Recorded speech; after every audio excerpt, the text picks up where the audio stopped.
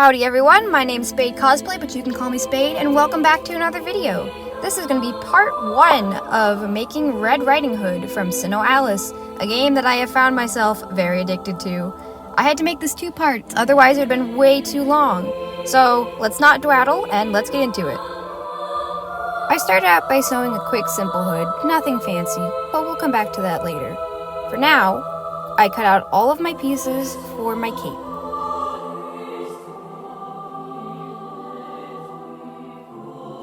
I then laid down all my pieces in the place they would be in the final. The 2 buckles ended up being traded out for handmade buckles, so I'll replace those later. Everything, of course, is done without a pattern because I'm not great at using patterns. I use my own. I then began the ever so tedious process of sewing everything together. I started by sewing the top pieces by putting them face towards each other, sewing them, turning them inside out, or I guess right side out, and then sewing on a top stitch. This took a while because I didn't realize my sewing machine had a walking foot and I was using a normal foot at first. I then realized my sewing machine did have a walking foot and I didn't need to go to Joann. I also started work on all the straps. Straps were done the same thing, taking the outwards facing pieces and facing them towards each other, then stitching them together. I, of course, was playing SINoALICE while making the costume. I got a little distracted, I'm not gonna lie. Who do you main in Sino? Personally, I main Nightmare Alice, but I'm waiting for Nightmare Red, so yeah. Once everything was top stitched, I began assembling, starting with the big flaps. Then moving on to all the tiny little straps. There were so many straps.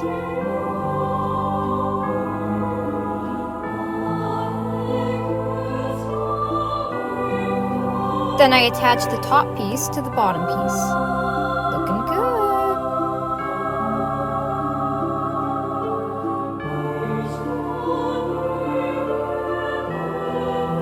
After a quick try-on, I was satisfied with the progress I had made, and it was time to move back to her signature red hood. So her hood is supposed to look rough, torn, jagged, and used. So I didn't bother with trying to hem any of the edges or make an edge. So I went ahead and went crazy with the scissors on the edge. I wanted it to look all chopped up and torn like she'd been in combat, which she probably was. I then made everything one giant piece. That way it wouldn't shift around when I was moving, because I figured I'd be moving a lot in red. She seems the active type.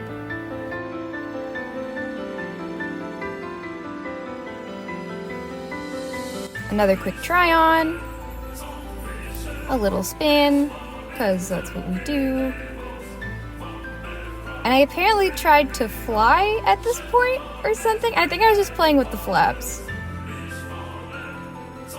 Moving on to her fire spouts. I decided to make these out of EVA Foam. I made a couple drafts before the final one, but I feel like they came out pretty nice in the end. I basically made a circle with little tabs at the end, and then made a backing for it. The backing would be used later to help hold the LED lights in place. I actually ended up cutting the tabs off and moving them behind the backing to give it more depth.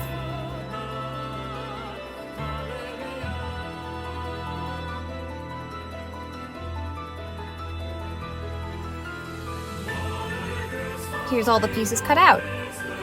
I got very tired of making circles very quickly, I'm not gonna lie. I then began cutting out EVA Foam rods, half rods actually, to make the chains. This is a quick and easy method to make chains. You take a length of EVA Foam rod or EVA Foam half rod and glue the ends together to make a circle. Then lace another one through and make another circle, and after a while you'll have some cool chains.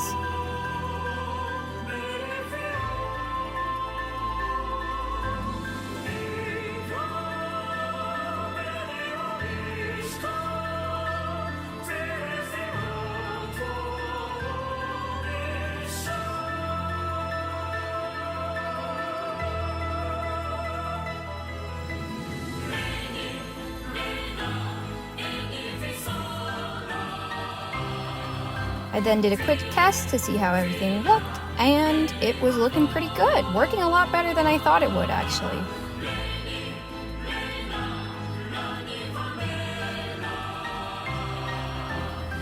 After putting down a silvery gray base coat, I went ahead and tried out the LED lights to make sure they fit. They took a little of adjusting to make sure everything would be sitting in place correctly, nice and snug, but I did get it. I got it. And I went ahead and gave the lights out a try. Fancy. It'll be red in the end, but the green looked cool too, I guess. To weather and shade, I used a black and dusted it on lightly to where the parts connected or the edges. I then used my same silver gray to lighten things back up.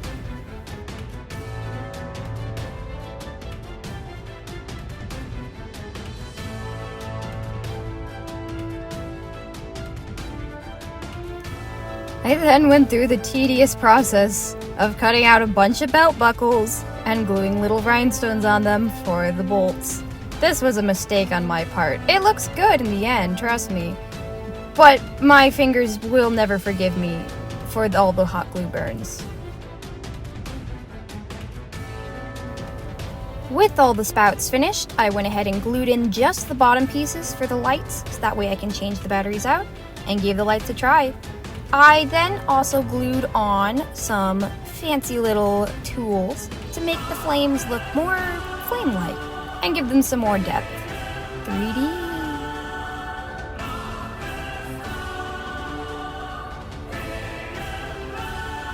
I then pinned all the buckles in place and went ahead and stitched/glued them on.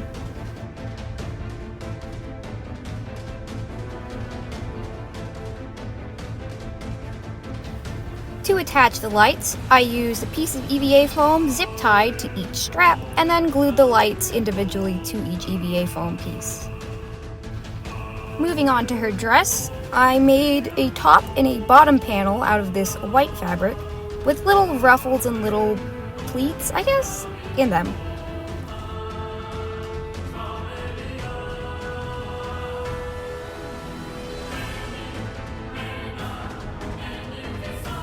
I then made a quick little pattern up off the top of my head for the brown part of her dress.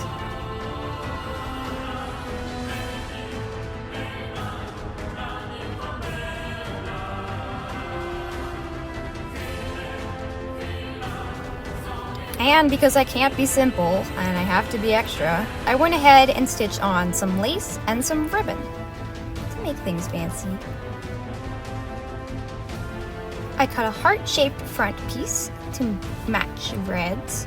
I think that's pretty cutesy, especially considering her violent demeanor, but okay.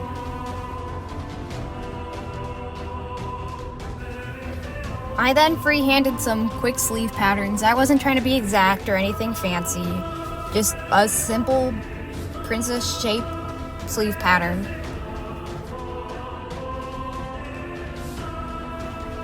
I made a quick little collar for Red, and with that, I was pretty much done. Ta-da! Nice, very fancy, very wow, much amaze. And with that, we're done. Amazing, wow, look how cool she is. I wish I could be like her. Anyways, thank you all so much for sticking through this two-parter. I know this is a little bit different video than I normally do. Let me know if you like this kind of thing, if you like the work vlogs. I'll be back as soon as I get another video. I hope you all have a good day. Make sure to get some rest, eat some food, get some water. Remember to take your medications, and I'll see y'all later. Bye!